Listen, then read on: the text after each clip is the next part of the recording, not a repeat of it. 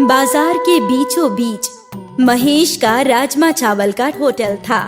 उस होटल में बस राजमा चावल ही मिलता था। दूर दूर से लोग महेश का राजमा चावल खाने आया करते थे। महेश के पास एक बावर्ची था जिसका नाम उमंग था। मालिक, एक बात कहनी थी। बोल बोल उमंग, क्या बात है? देखिए ना, हमारा यहाँ राजमा चावल खाने लोग दूर दूर से आ रहे हैं। हर दिन आपकी कमाई 2 गुनी हो रही है। हमारा पगार थोड़ा बढ़ा दीजिए ना मालिक।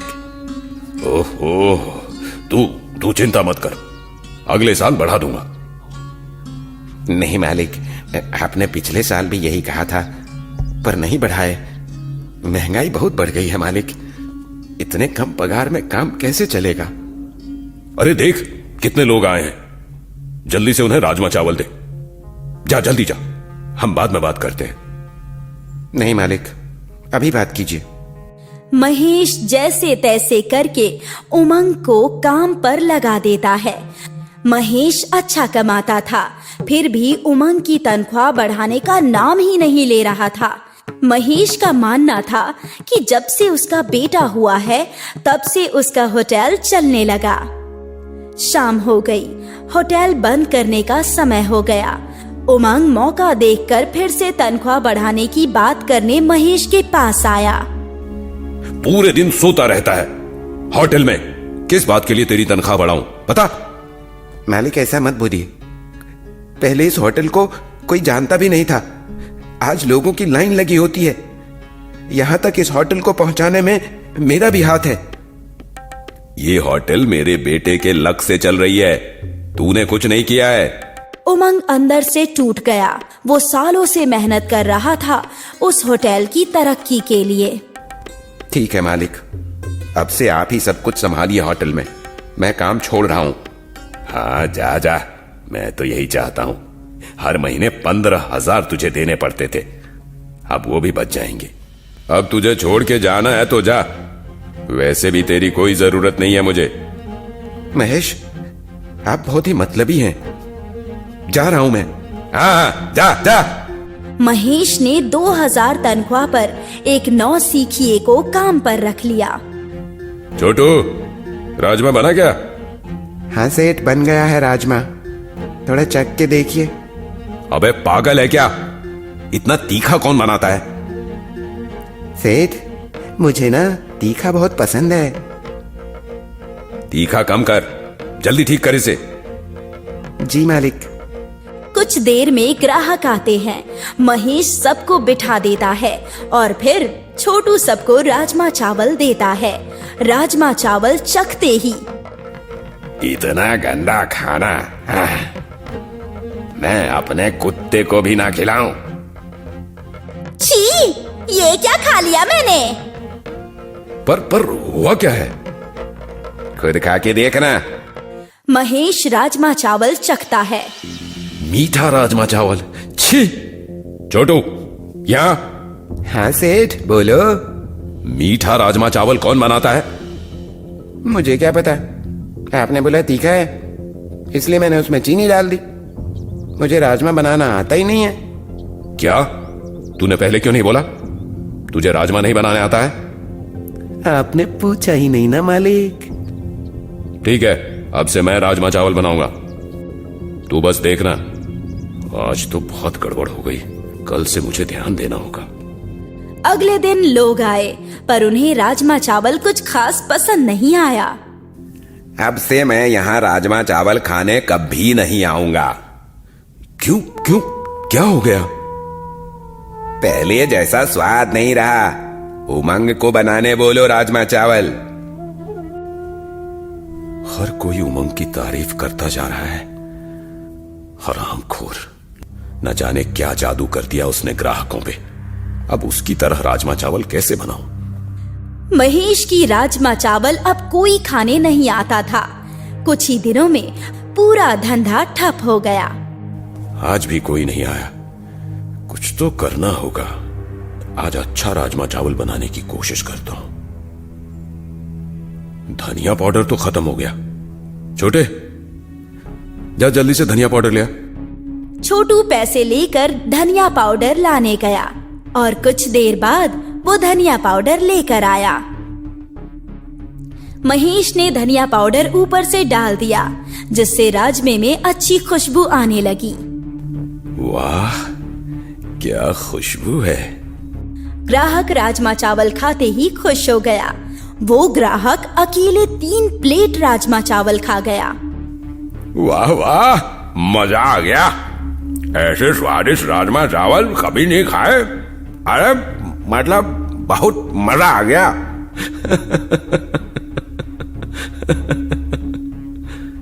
उस दिन देखते ही देखते महेश के होटल में पहले जैसी खचाखच ग्राहकों की भीड़ लग गई। महेश बहुत खुश था। आज ऐसा क्या जादू कर दिया राजमा में मैंने, जो ग्राहक खाते ही जा रहे थे सब कुछ खत्म हो गया। ऐसा तो पहले कभी नहीं हुआ। सेठ जी, लगता है आपको अच्छे से राजमा बनाना आ गया है। कल भी ऐसा ही राजमा बनाना, वरना ग्राहक पहले जैसी गालियां देकर जाएंगे। शुभ शुभ बोल। पहले देख लेता हूँ किचन में क्या क्या है। महेश किचन में देखता है कि आज कौन से मसाले डाले थे। तभी महेश की नजर धनिया पाउडर के पैकेट पर जाती है। ऐसा पैकेट पहले कभी नहीं देखा किचन में। ये तो भांग है। ये कौन लाया? छोटू, छोटू। हाँ सेठ जी, बोलिए, अब क्या हुआ? ये भांग का पैकेट यहां कैसे आया? ये तो धनिया पाउडर है सेठ जी, आपने ही तो बोला था ना। अबे बेवकूफ, ये भांग का पैकेट है, धनिया पाउडर नहीं। तभी तो सोचूं, लोग इतना क्यों खा रहे थे आज राजमा चावल। लगता है सब साले नशेड़ी थे। सेठ जी, अभी जाके धनिया पाउडर लाता हूं। वाह छोटू, तेरी गलती से मेरा होटल पहले से भी ज्यादा चलने लगेगा। नहीं, अब से तू भांग का ही पैकेट लाएगा। पर सेठ, ग्राहकों को भांग का राजमा चावल पसंद है, हम उन्हें यही खिलाएंगे। लेकिन सेठ जी, किसी को पता चल गया तो? किसी को पता नहीं चलेगा। तू भी किसी को कुछ मत बताना। आज से तेरी पगार 10,000। वाह सेठ जी, आप तो भगवान निकले। अब से महेश के होटल में भांग मिला हुआ राजमा चावल बिकने लगा और लोग चाव से खाते भी थे, बच्चे बूढ़े सब। तभी एक आदमी आया, विकी नाम का। जल्दी जल्दी राजमा चावल देना भाई, बहुत भूख लगी है। विकी ने इतना राजमा चावल खा लिया कि नशे में वहीं सो गया। सेठ, ये तो यहीं सो गया। लगता है भांग का नशा हो गया इसे। उठाओ उसे, कुछ अनहोनी ना हो जाए। कुछ घंटों बाद विकी को होश आया। मैं यहाँ क्या कर रहा हूँ? न जाने कहां कहां से आ जाते हैं। तुझे सोने के लिए मेरा ही होटल मिला था क्या? ऐसे ही चिल्ला के बात करूंगा तो उसे शक नहीं होगा कि खाने में कुछ गड़बड़ थी। बरखुरदार, तुम खाना खा के यहीं सो गए थे। उफ, मेरा सर, ये दुख क्यों रहा है? भागो यहां से। विकी खड़ा होने की कोशिश कर रहा था। जैसे तैसे वो लड़खड़ाते हुए होटल से बाहर आया। पहले तो ऐसे कभी नहीं हुआ था। लगता है तुम्हारे राजमा चावल में कुछ गड़बड़ है, जिससे मुझे नींद आ गई और सर घूम रहा है मेरा, जैसे कोई नशा है। मुझे तुम अपना किचन दिखाओ। हमारे खाने में कोई गड़बड़ी नहीं है। मुझे तो लगता है तू ही नशा करके आया था। ये देखो मेरी आईडी, मैं पुलिस इंस्पेक्टर हूं। विकी किचन में जाता है और भांग का पैकेट देखता है। अच्छा, तो तुम लोग भांग मिलाते हो अपने खाने में? नहीं साहेब, ये सब ना सेठ करता था, मैं नहीं।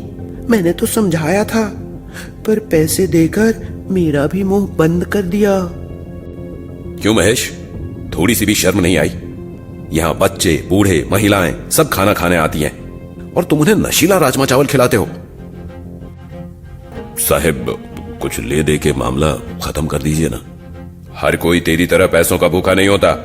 मेरे साथ थाने चल, तेरी लालच तो वहीं निकालूंगा मैं।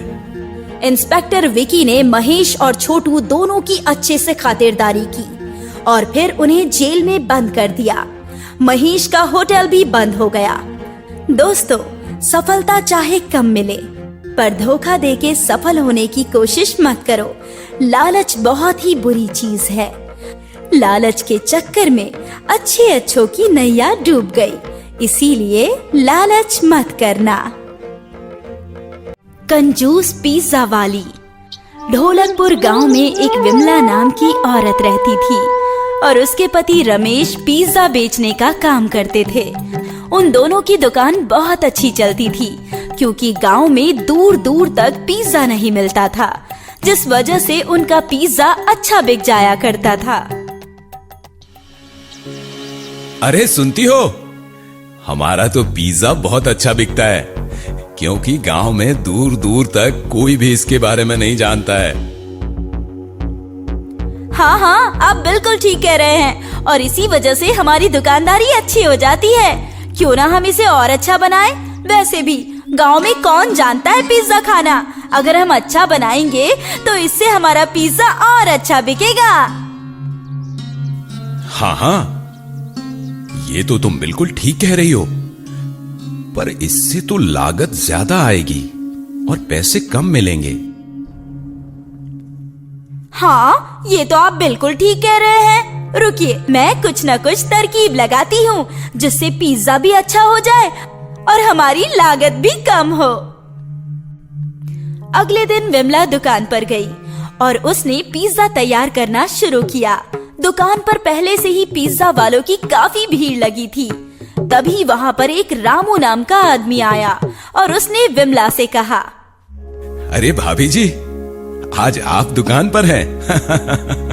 अगर आप दुकान पर हैं तो भाई साहब कहाँ हैं?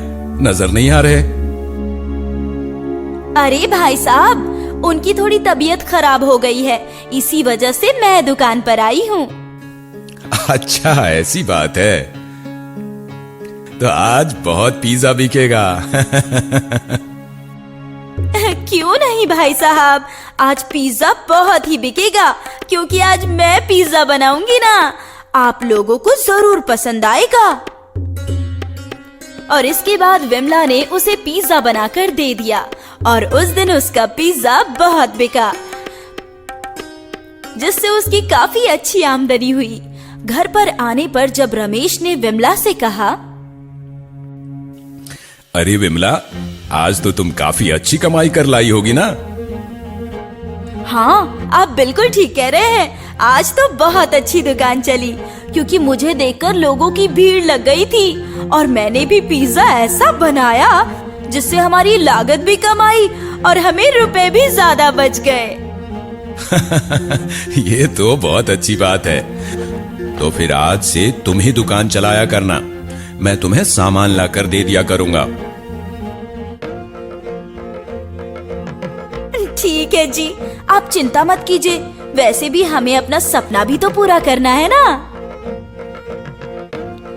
इसके बाद अब तो विमला ही दुकान पर जाया करती थी और पिज्जा बनाकर बेचती थी। उसकी दुकान बहुत अच्छी चलती थी, जिस वजह से वो लोग धीरे धीरे अमीर होते जा रहे थे और इससे विमला और उसका पति बहुत खुश था। पर एक दिन अचानक गांव में बहुत ज्यादा हलचल मच गई क्योंकि शहर से पढ़कर विनोद गांव लौटा था।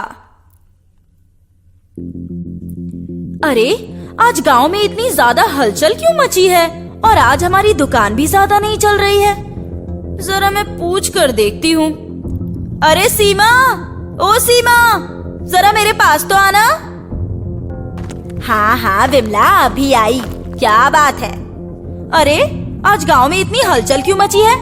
क्या कोई कलेक्टर आ गया है जो इतना शोर मच गया?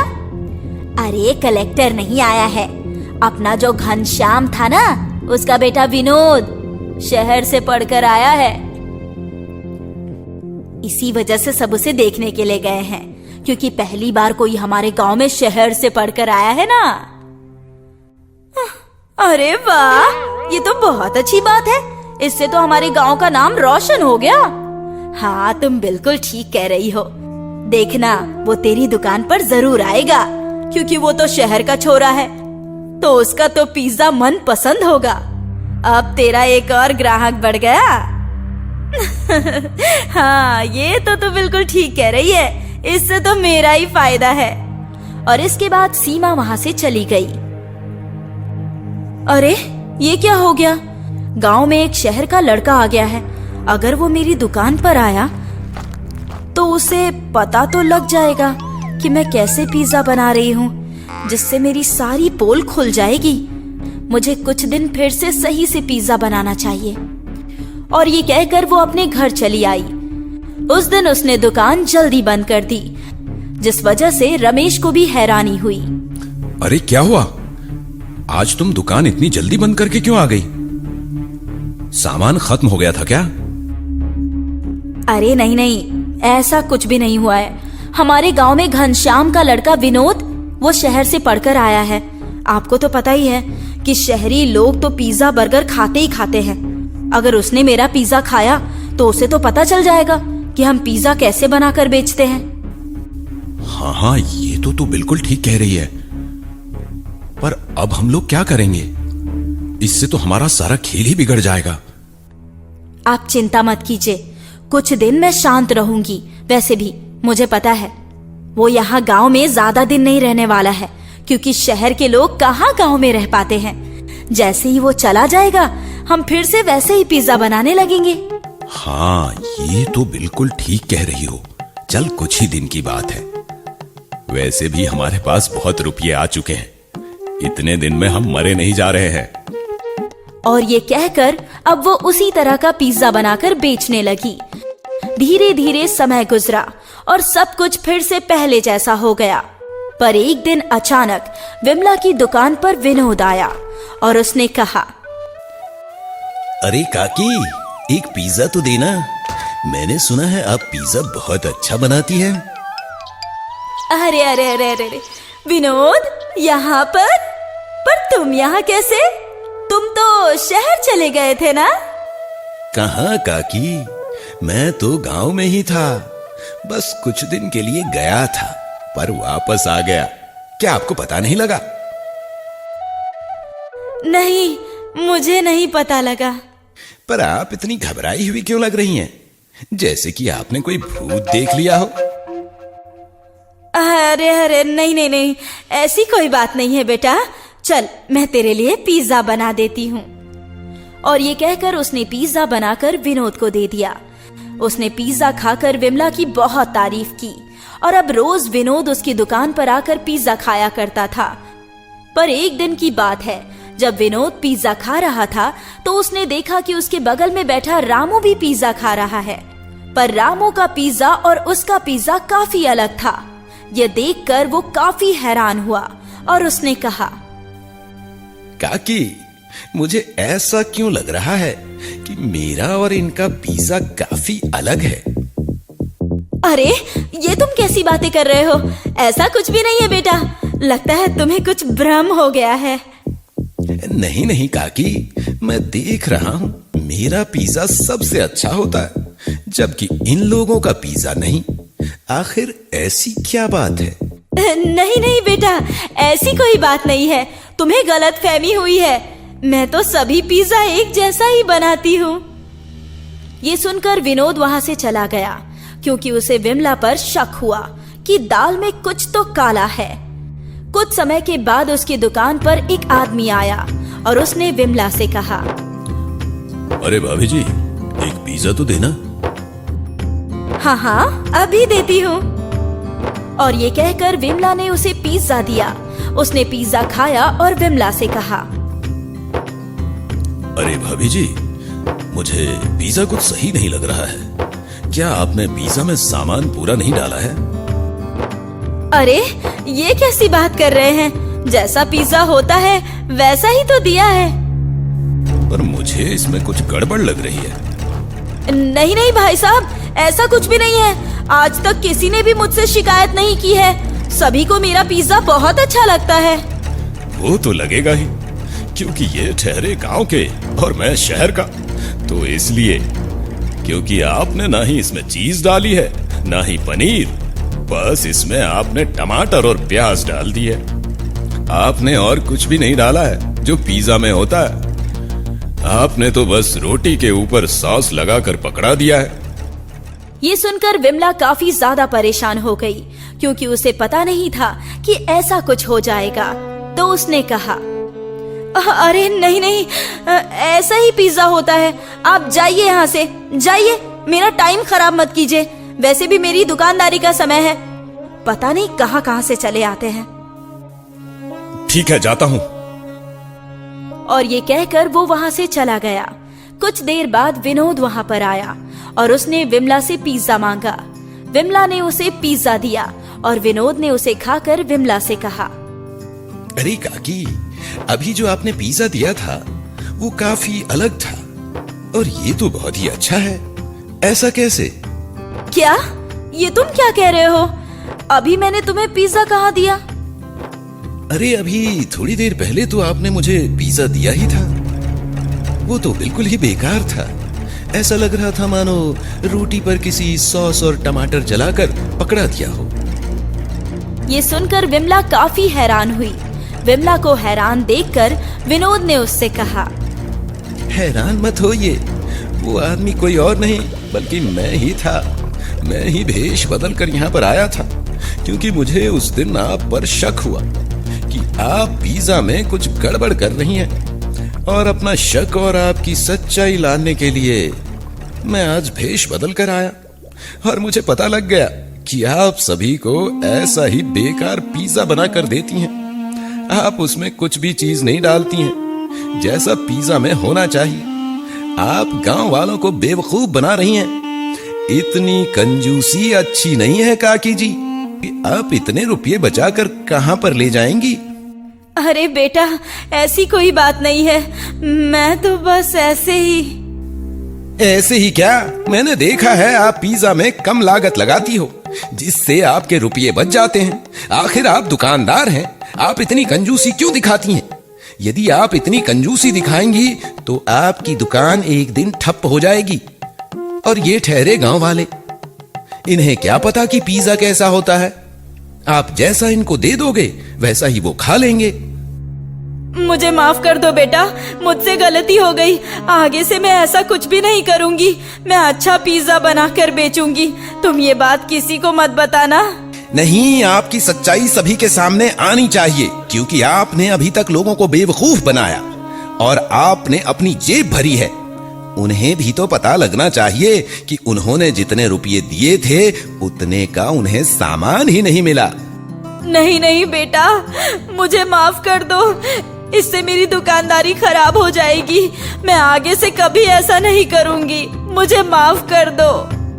विमला के ज्यादा कहने पर विनोद मान जाता है और उससे कहता है, अगर आपने आगे से ऐसा कुछ किया तो मैं आपको छोड़ूंगा नहीं। और फिर वो वहां से चला जाता है और विमला बेचारी दुखी होकर रह जाती है।